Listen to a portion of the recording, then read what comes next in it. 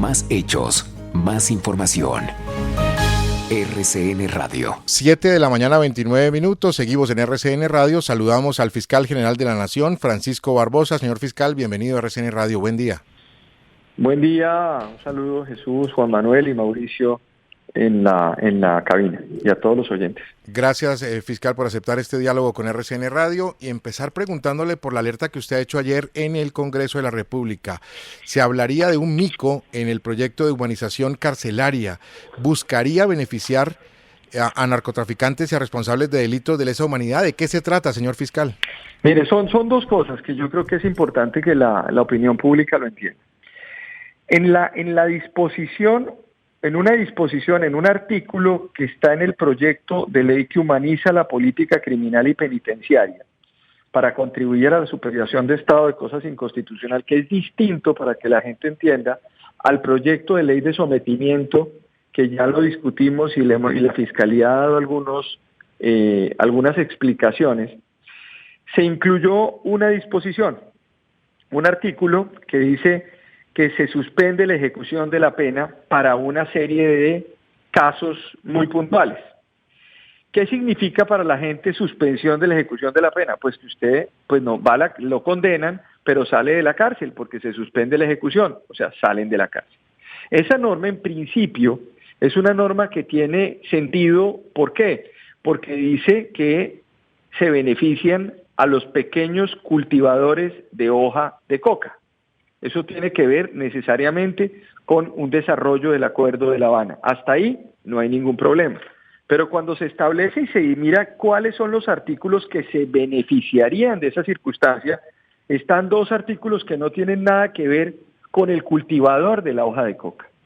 Tiene que ver con el narcotraficante per se, que es el 376, que es aquel que sin permiso de autoridad competente introduzca al país, así sea de tránsito, saque de él, transporte, lleve consigo, almacene, conserve, ofrezca, adquiera drogas en Colombia. Y otro, que es muy complejo, que es aquel que permite que las personas que tengan grandes cantidades de precursores químicos para el procesamiento de la hoja de coca, como el éter etílico, la acetona, el amoníaco, el permanganato, el carbonato, todas las sustancias que se utilizan para la elaboración de ese clorhidrato de cocaína, también estarían cobijados. Entonces, ¿qué es lo que ocurre con esto?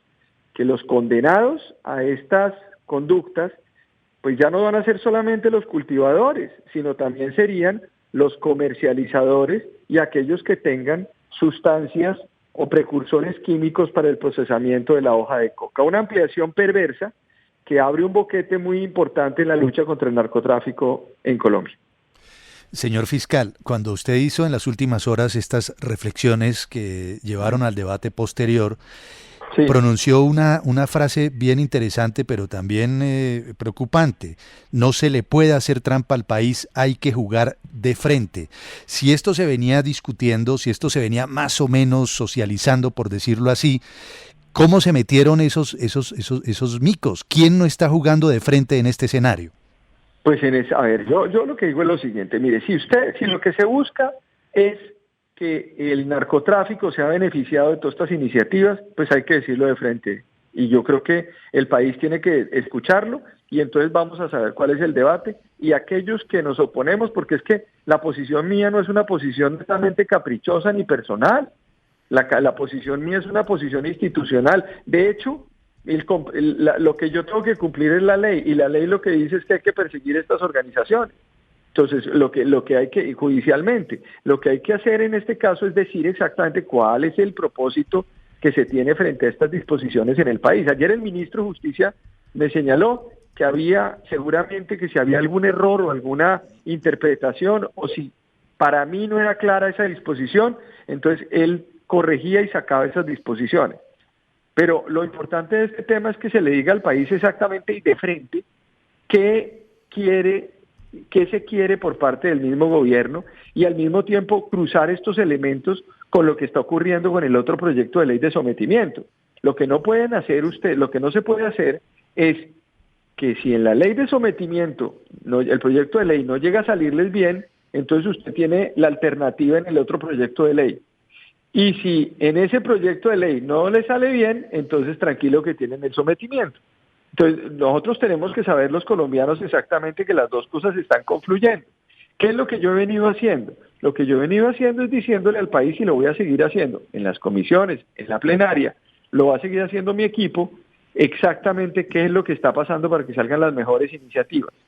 A mí no me gusta que me sorprendan con disposiciones de ese tipo. A mí no me gusta que me aparezcan parágrafos en leyes de esa manera. Esto para mí es verdaderamente una norma que beneficia a los narcotraficantes y a los que entregan insumos para el procesamiento de la hoja de coca.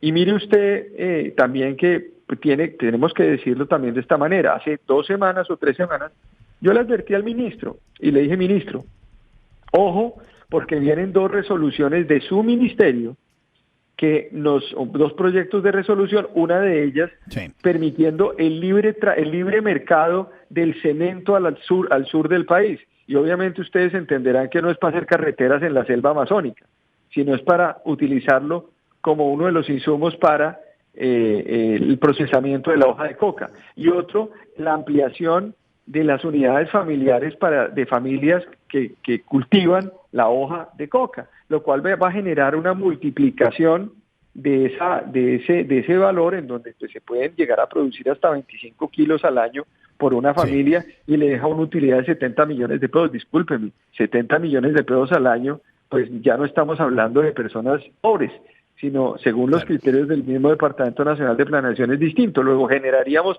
una especie de pitufeo o una especie de fragmentación por todo el país de esos cultivos, generando un freno en la lucha contra el narcotráfico.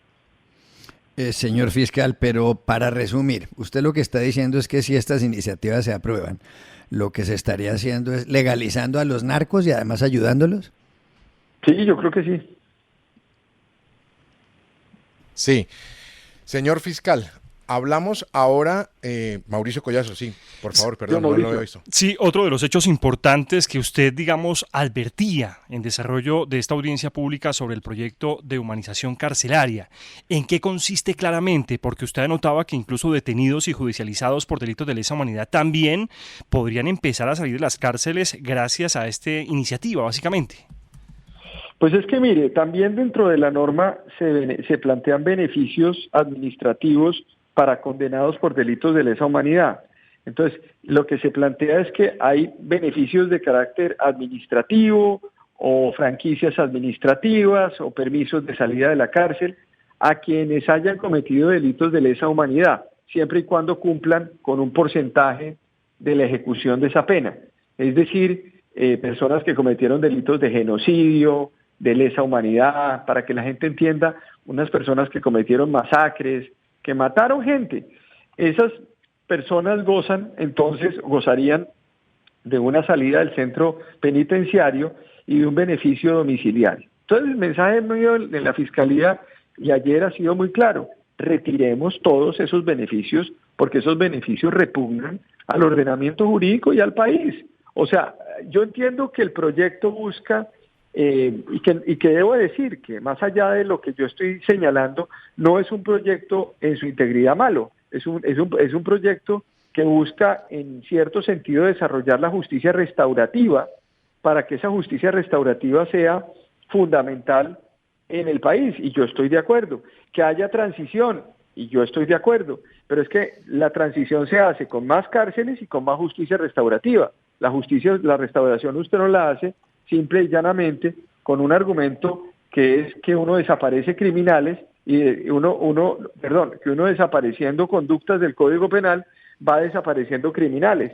No, pues los criminales usted les quita el código, la norma del Código Penal y la gente sigue delinquiendo, pero eso no significa que la sociedad sea mejor o sea una sociedad más tranquila.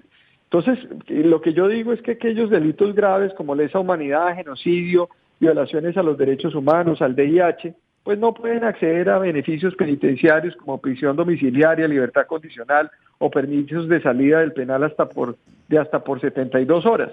Creo que ahí lograríamos por lo menos un mensaje importante, y en eso el ministro, yo reconozco, me dijo: yo firmo esa proposición que usted tiene o que plantea, fiscal, para que esto salga adelante. Luego, ahí vamos haciéndole una especie de trabajo democrático en el marco de mis competencias a este tipo de proyectos.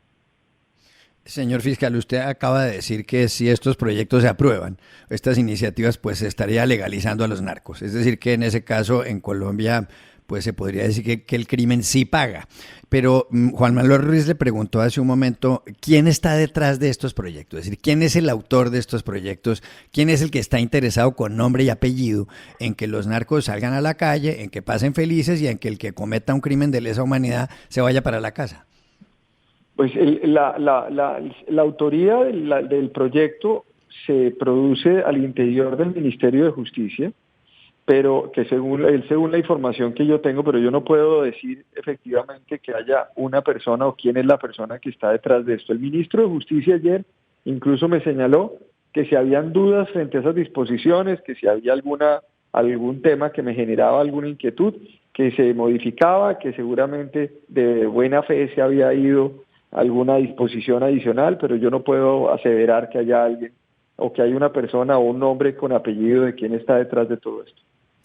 Señor fiscal, otro tema muy importante, ¿qué opinión le merece? ¿Sería viable o no? Porque durante la fase de diálogos que se realiza entre el ELN y el Gobierno Nacional en México, esta guerrilla planteó que los presos en todo el país tengan una rebaja del 20% en sus penas, que supuestamente ello llevaría a alivios humanitarios en las cárceles de Colombia. Mire, si estamos discutiendo un proyecto de ley presentado por el Ministerio de Justicia, focalicémonos en eso, porque es que el ELN no tiene ningún tipo de legitimidad para decirle al país que modifique el sistema penitenciario y carcelario. No tienen iniciativa legislativa y creo que más allá de cualquier idea, pues grupos que están al margen de la ley, pues ahora están planteando salidas legislativas al sistema carcelario, ¿no? Primero que cumplan con sus funciones y se sienten allá en el proceso de negociación que tienen con el gobierno y ojalá pues resuelvan rápidamente su proceso de paz, pero pues más allá de volverse legisladores, es decir, el objetivo de ellos es desmovilizarse y firmar un acuerdo de paz, no jugar a ser legisladores porque ese no es el escenario de ellos. Señor fiscal, le pregunto por otro tema de actualidad y tiene que ver con la situación que están viviendo miles de colombianos afectados por los problemas de Viva Air en muchos aeropuertos. Usted ya ha visto las imágenes, llevamos casi 2 días en este drama para muchos de ellos. El gobierno está tratando de solucionar, está tratando de lograr que vía superintendencia, vía denuncia, se pueda o devolver el dinero o se pueda reprogramar, reubicar los vuelos. Para usted, señor fiscal, ¿existe alguna posibilidad de delito en medio de esta crisis por parte de Viva Air? Son 2 cosas. La primera, nosotros ya con la señora vicefiscal general Marta Mancera ya tienen las mesas de trabajo, estamos esperando denuncias también que se hayan presentado para poder determinar si hubo un delito masa de estafa en este caso y poder saber si hay hechos constitutivos de delito y entrar nosotros a resolver el tema. Por el otro lado, segundo punto, el gobierno nacional, como dice usted en su pregunta, pues tiene que encargarse también de desatar o de resolver los problemas administrativos que están en su poder para que lo resuelvan con la superintendencia o lo resuelvan desde el punto de vista de la aeronáutica o del Ministerio de Transporte y vayan aliviando la situación administrativa. No puede el país pretender que la Fiscalía le resuelva problemas sociales o problemas administrativos de todo nivel, porque imagínese usted la contradicción. Por un lado estamos hablando de que hay que hacer justicia restaurativa y hay que tratar de dejar al derecho penal como última razón, último aspecto para intervenir. Y por el otro lado está el país pidiendo que ahora la Fiscalía resuelva un problema de miles de personas presuntamente que fueron afectadas. Entonces nos toca un equilibrio. Eso es lo que se llama transición.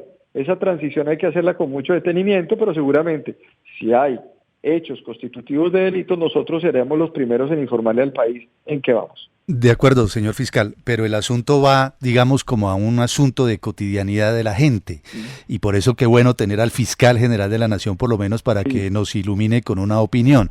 Mucha gente dice, hasta faltando 2 horas pagué, y así lo atestiguan muchos de los entrevistados por los medios de comunicación, pagué el sobrecosto en las maletas, pagué los tiquetes, la aerolínea sabía que en algún momento iba a cerrar, yo pagué y finalmente se volaron. No se supo qué pasó, en los counters no hay nadie, no pude viajar, compré una tiquetera de 10 tiquetes, nadie me va a responder. Ahora el gobierno dijo, por favor, acuden a la superintendencia.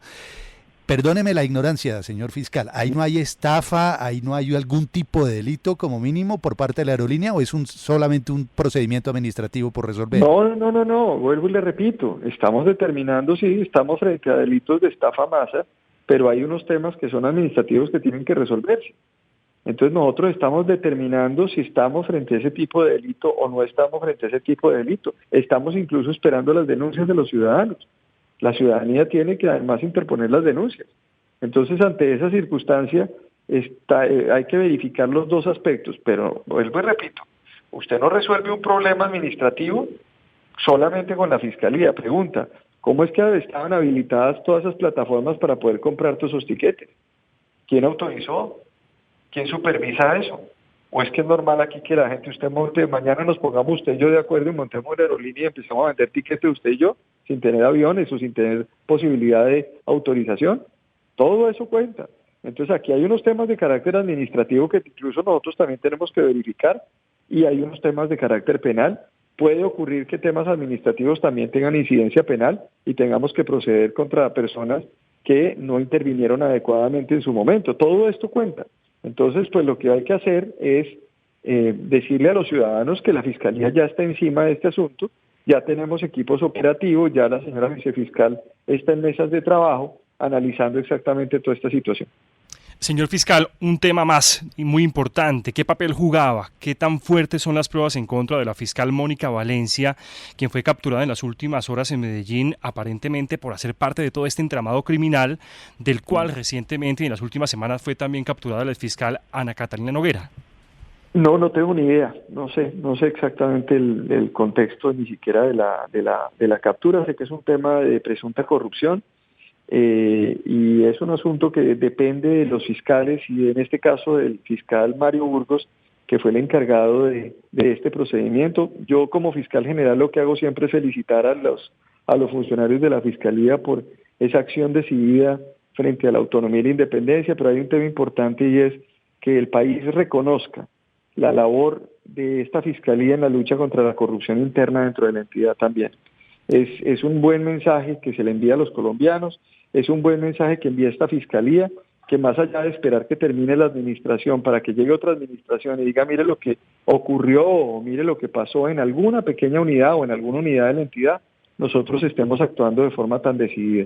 Pero no conozco los detalles, no sé exactamente en qué consisten, pero pues esto es, vuelvo y digo, otra acción adicional de la Fiscalía General del país, que le envía también un mensaje a aquellos funcionarios que al interior de la Fiscalía pues puedan estar incursos en conductas delictivas, de que finalmente nosotros no nos detenemos ni hacia afuera ni hacia adentro. Pero se vienen más capturas en relación con todo este entramado criminal. No, ahí sí no tengo ni idea exactamente qué es lo que va a pasar, pero seguramente sí, se vendrán más acciones. No solamente entiendo yo que fue esta fiscal, sino otros 2 funcionarios judiciales que estuvieron involucrados dentro de esos procedimientos, que entiendo además se van a legalizar y van a formularse, a solicitarse las formulaciones, a formularse la imputación y seguramente a solicitarse las medidas de aseguramiento ante jueces de control de garantías. Señor fiscal, sin ninguna duda, esa captura de la fiscal Noguera es una muestra de que la Fiscalía en efecto está combatiendo la corrupción interna en esa institución. Y sobre esa captura quisiera yo preguntarle, usted ha tenido sí una cercanía con la familia Noguera, que es innegable, y de hecho la columnista Cecilia Orozco hizo una fuerte columna el día de ayer en El Espectador, pero yo quisiera, más allá de eso, y vuelvo a decir, subrayando la importancia de esa captura, independientemente de cualquier nexo suyo con esa familia. ¿Ha recibido usted llamadas, haya recibido algún tipo de comunicación de parte de la familia de Ana Catalina Noguera, de sus cercanos y de alguna parte? Pero es que acaso, a ver, dos cosas que para que queden claras y quiero dejarlo, digamos, de una vez por todas, porque es que vuelven otra vez sobre este tema. En primer lugar, ¿cuál es mi relación de cercanía con esta familia? Las relaciones de cercanía con las familias dependen de familiaridad o lo que sea. Yo no tengo ninguna familiaridad con esa familia. ¿Sí? El hecho de uno haber egresado de una universidad no implica desde ningún punto de vista que uno tenga una cercanía con una familia o haber dictado clase en una universidad. Eso me parece a mí muy complicado y no tiene ninguna explicación. De hecho, quiero decirle que yo tengo una maestría en la Javeriana, tengo una maestría en el externado, tengo una especialización en la Tadeo, he sido profesor de los Andes, del externado, de la Javeriana, 5 meses de la Sergio Arboleda, 12 años de la Universidad Externado, estudio en una universidad pública en Francia. O sea, verdaderamente, pues yo lo que he hecho es un trabajo por todas las universidades, en muchas universidades del país, en donde me tienen mucho aprecio. En ese sentido, pues lo que ocurra delincuencialmente o lo que ocurra con el Código Penal no tiene nada que ver con el fiscal general. Y la pregunta que usted me hace se la respondo claramente. No tengo ningún vínculo, ninguna relación y no he recibido ninguna llamada de ninguna persona atada a esa familia, porque además el fiscal general no habla con ninguna persona respecto de casos misionales. Eso es todo. Entonces, más bien lo que yo creo que debe hacerse es hacerse un trabajo muy importante digamos, de mostrar que la Fiscalía General de la Nación al interior, está tomando las decisiones. Y esas decisiones las toman fiscales que no tienen nada que ver conmigo, porque además son fiscales de carrera. Este fiscal, Mario Burgos, es un fiscal de carrera, fue juez, es un fiscal que lleva muchos años en la Fiscalía, no lo llevé yo. De hecho, los fiscales, yo ni siquiera llevé gente a la Fiscalía. Todas las personas que me rodean son personas de carrera. La señora vicefiscal general lleva 29 años en la entidad. La conocí hace 3 años, cuando llegó conmigo a la entidad. ¿Por qué la puse? Porque miré las calidades que tiene la doctora Marta Mancera. Y así sucesivamente con el director del CTI, con los directores, etcétera. Entonces, pues, más allá de esas amalgamas que se quieren hacer o que algunos quieren hacer, pues aquí lo que hay que decir es qué lucha tan importante que estamos teniendo contra la violencia, contra la delincuencia en Colombia. Y mire, esas preguntas son preguntas que ni siquiera tienen mayor importancia frente a esa defensa que ojalá usted se ponga a mirar qué estamos haciendo en contra del narcotráfico en Colombia. Porque lo que estamos haciendo contra el narcotráfico, lo que está haciendo, diciendo y denunciando estos hechos, sí que ameritan, no una columna, muchas columnas, de que estamos aquí defendiendo la institucionalidad. Y le pongo además otro ejemplo, que es muy importante. ¿Por qué no se ponen a mirar cuántas órdenes de captura no han sido ejecutadas contra violadores de derechos humanos en este país? Tenemos 356 órdenes de captura que no han sido ejecutadas en zona rural. ¿Dónde están los defensores de derechos humanos? ¿Dónde están las preguntas que hay que hacer? ¿Dónde están los análisis? Este país en los últimos años decían, están matando a los líderes sociales, matan a los líderes sociales, hagan algo. En este momento los están matando y no los están capturando por cuenta de una normatividad que muy pocas personas quieren ahora mirar. Entonces, esas son las grandes preguntas del país, pero con mucho gusto le respondí la otra. Tengo que salir en este momento.